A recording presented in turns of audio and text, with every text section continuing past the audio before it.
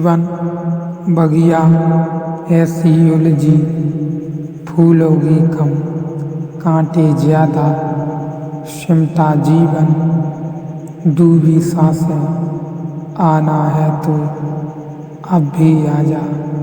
यदि आपने अभी तक पिछला अध्याय नहीं देखा है तो मैं आपसे विनती करूंगा कि पिछला अध्याय देखें, तभी आप इस अध्याय को समझ सकेंगे। तो रोज हम बदल रहे हैं। जवान आदमी था, मंदिर रुचकर नहीं मालूम पड़ता था। निकला था उसके सामने से, समझता था पागल उसके गए होंगे, पागल उसके अंदर गए होंगे। अभी वेश्यागृह ज्यादा सुखद और प्रीतिकार था। अभी मंदिर बिल्कुल ना समझो की जमात दिखाई पड़ती थी, लेकिन आज नहीं कल मंदिर सार्थक हो जाएगा। कार्ल गुस्ताव जुंगू ने अपने जीवन के संस्मरणों में लिखा है कि मेरे पास इलाज कराने वाले हजारों मरीज मन के जो आए हैं, उनमें अधिकतम वे हैं जो 40 साल के ऊपर के हैं, और उनकी एक ही तकलीफ यह है कि वे मंदिर का द्वार भूल गए हैं और कोई उनकी अड़चन नहीं है। एक नहीं, एक उनकी बीमारी है कि उन्हें मंदिर का कोई पता ही नहीं कि मंदिर भी है, और 40 साल की उम्र के बाद मंदिर के द्वार सार्थक होना शुरू हो जाते हैं। लेकिन वह भी खिलौना है, बच्चे के खिलौने हैं, जवान के खिलौने हैं, बूढ़े के खिलौने हैं, और एक दिन उससे भी ऊब आ जाती है। और जब तक खिलौने से ही कोई मुक्त नहीं हो जाता, तब तक उपद्रव में बदलाहट होती रहती है। लेकिन उपद्रव समाप्त नहीं होता तो एक आदमी अपनी पत्नी को सजाने से ऊब गया तो रामचंद्र जी को सजा रहा है। अब उनका जुलूस निकाल रहा है, शोभा यात्रा चल रही है, मगर यह आदमी यह नहीं समझ पा रहा कि यह सजावट आखिर कब तक, यह कब तक जारी रखनी है। सिर्फ गुड़िया बदलते ले जाना है। ख्याल ही नहीं आता कि यह आज जो सुखद है, कल वह अरुचिकर हो जाएगा, कल वह दुखद हो जाएगा। क्या किया जाए, क्या किया जा सकता है? रुचि और अरुचि क्या है, इसे ठीक से समझ लिया जाए। जो आज मेरी इंद्री को इस क्षण में सुखद मालूम पड़ता है, संगीतपूर्ण मालूम पड़ता है, अनुकूल मालूम पड़ता है, उसे मैं कहता हूँ सुख। जो आज इस क्षण में इसके विपरीत मालूम पड़ता है, उसे मैं कहता हूँ दुख। सुख को मैं चाहता हूँ, दुख को मैं नहीं चाहता हूँ। सुख मिल जाए पूरा और दुख मुझे बिल्कुल न मिले, यह मेरी आकांक्षा है। यह आकांक्षा ही शरीर से बंधन का कारण बन जाती है, क्योंकि शरीर में ही इंद्रियों के द्वार हैं, उन्हीं से सुख मिलता है, उन्हीं से दुख रोका जा सकता है।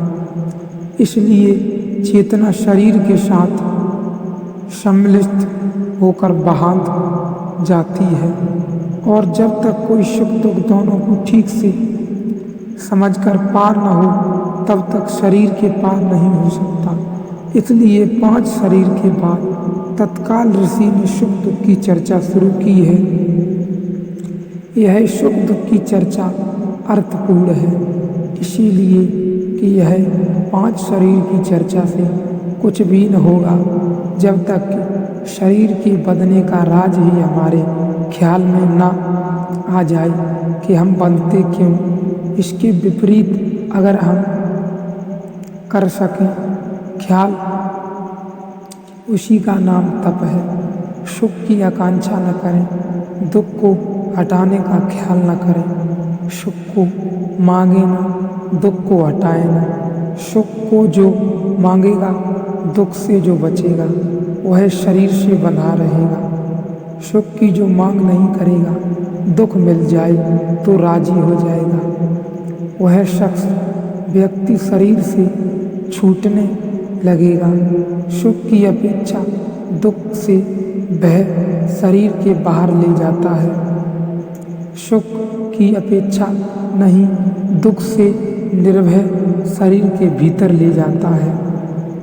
भोग और तप का यही भेद है। सुख मांगते हैं तो बाहर संघर्ष करना पड़ेगा, सुख को बचाना पड़ेगा। सुख को बचाना पड़ेगा, दुख से बचना पड़ेगा। गहन संघर्ष होगा बाहर, इसलिए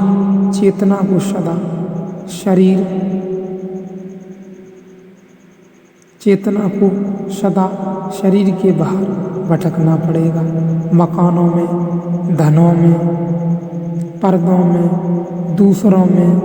तप का अर्थ है कि नहीं, सुख की कोई आकांक्षा नहीं, क्योंकि बहुत सुख जाने और उनको दुखों में बदलते देखा। अब सुख को नहीं जानना और अब दुख को भी हटाने की कोई ज़रूरत, कोई इच्छा नहीं है, क्योंकि दुख को हटा कर देख लिया, वह हटता कहाँ है, वह बना ही रहता है और चला ही जाता है। उल्टे उसे हटाने में और दुख भोगना पड़ता है और वहाँ फिर लौट कर आ जाता है। न ही दुख को हटाते हैं, न ही सुख को मांगते हैं। अब हम राजी हैं, जो जैसा है। यात्रा भीतर की तरफ शुरू हो गई, बाहर का कोई संघर्ष न रहा। यह अंतर यात्रा ही शरीर से छुटकारा दिला सकती है। सुख दुख के लिए जो क्रियाएं करता है व्यक्ति, ऋषि ने उसे ही कर्ता कहा है। जो सुख दुख के लिए क्रियाएं करता है, जो मांगता है कि सुख मुझे मिल जाए और दुख मुझे न मिले, यह करता है। लेकिन जो कहता है कि जो मिले ठीक, न मिले ठीक, मिले या न मिले मुझे फर्क नहीं, दोनों में भेद नहीं करता, यह अकर्ता हो जाता है। और जब व्यक्ति अकर्ता हो जाता है तो परमात्मा कर्ता हो जाता है। इसी से भाग्य की कीमती धारणा पैदा हुई। भाग्य का मतलब ज्योतिषी से नहीं है। भाग्य का ख्याल बहुत आध्यात्मिक है। उसका हाथ की रेखाओं से कुछ लेना देना नहीं, उसका भविष्य से कोई संबंध नहीं, उससे रास्ते के किनारे पर बैठे हुए ज्योतिषी से कोई संदर्भ ही नहीं। उसका भाग्य की धारणा इससे पैदा हुई कि जब मैं करता नहीं हूँ और चीज़ें तो हो ही रही हैं, चीज़ें तो घटित हो ही रही हैं और मैं करता नहीं, क्योंकि करता तभी तक मैं होता हूँ जब तक मैं मांगता हूँ कि सुख मिले और दुख न मिले, तब तक संघर्ष करना है।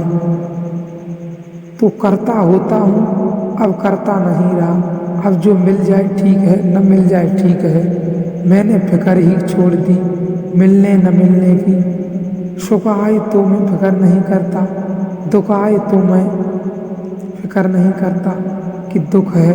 धीरे धीरे भेद ही गिर जाता है और पहचानना ही मुश्किल हो जाता है कि क्या सुख और क्या दुख। दोनों के बीच आदमी निर्लिप्त हो जाता है। सुख दुख का आभास ही समाप्त हो जाता है और भीतर की यात्रा शुरू हो जाती है।